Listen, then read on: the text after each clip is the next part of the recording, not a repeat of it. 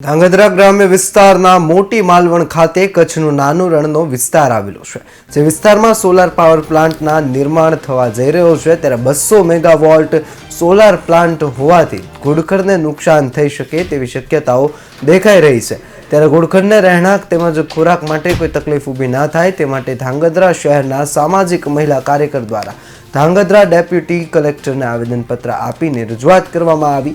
ઘુડખરને કોઈ તકલીફ ન પડે એ માટે કંપની દ્વારા જે નિયમો છે તેની પણ યોગ્ય તપાસ કરવા માંગ કરવામાં આવી છે.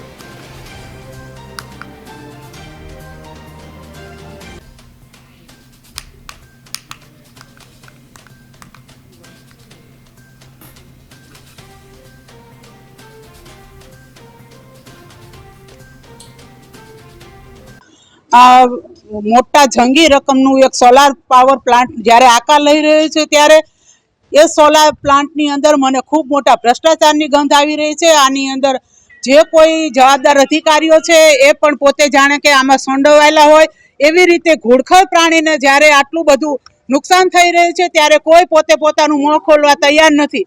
આ ઘુડખર પ્રાણી છે, એશિયાની ધરોહર છે. આ ઘુડખર પ્રાણી છે વિશ્વ પ્રસિદ્ધ ઘુડખર. આપણને વિશ્વમાં ગુજરાતને મોટી નામના અપાય છે.